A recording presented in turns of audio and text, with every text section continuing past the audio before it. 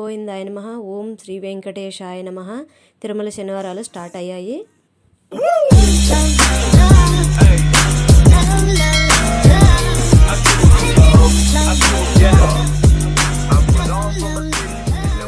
మా ఇంట్లో పిల్లలకి గోవిందుని పండుగ వచ్చేసిందంటే చాలా సంబరంగా ఉంటుందండి.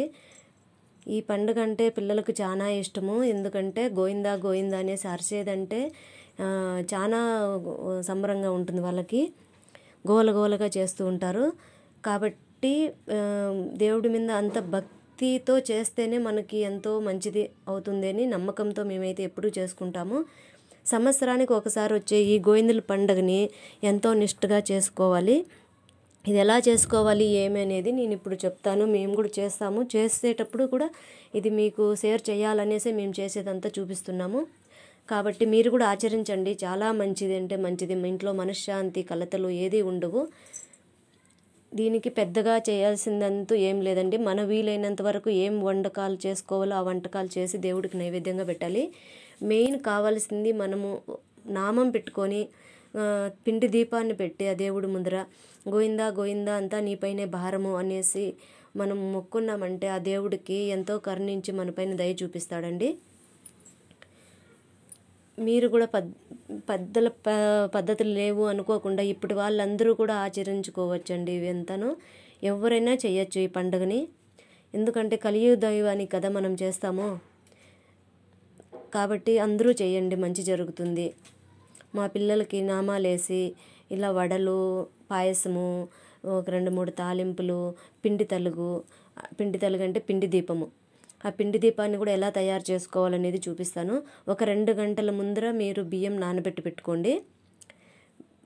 బియ్యం పెట్టి దాన్ని కొద్దిగా తర్వాత మీరు నీళ్ళంతా వడపోసి పెట్టేసి తర్వాత నీళ్ళంతా వంపేసినాక నీళ్ళు కొద్దిగా బియ్యం డ్రైగా అవుతుంది కదా, అప్పుడు కొద్దిగా మిక్సీకి వేసి జల్లెడ పట్టుకోవాలి. జల్లెడ పట్టిన దాంట్లో బెల్లం వేసి, పొడి బెల్లమే వేయండి, బాగా పొడిగా దంచేయండి బెల్లాన్ని.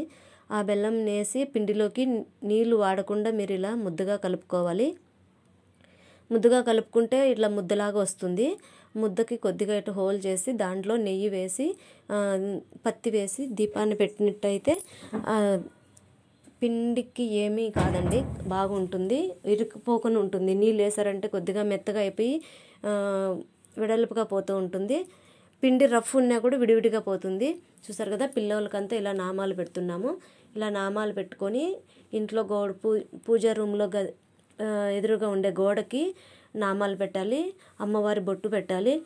చూడండి, నైవేద్యానికి మేము ఇన్ని ఐటెం చేసాము. ఇంత ఐటెం చేసి దేవుడికి పెడితే దేవుడు ఏం తినేస్తాడా అనుకోవచ్చు. కానీ ఆ దేవుడు అనేవాడు మనం నమ్మకంగా పెడితే ఆ దేవుడు టేస్ట్ చేస్తుందండి. కానీ దేవుని కోసం వండేటప్పుడు మాత్రం మనము ఎటువంటి టేస్ట్లు చూడకూడదండి. చూసారు కదా, ఇలా పిండి దీపాన్ని పెట్టి ఇలా 4 ఆకులలో 4 మనం ఏం వండింటామో ఆ వండినటువన్నీ 4 ఆకులలో పెట్టాలి. తర్వాత ఇలా సాంబ్రాణి, కర్పూరము, అగరొత్తులు, టెంకాయ పెట్టి హారతి ఇచ్చిన తర్వాత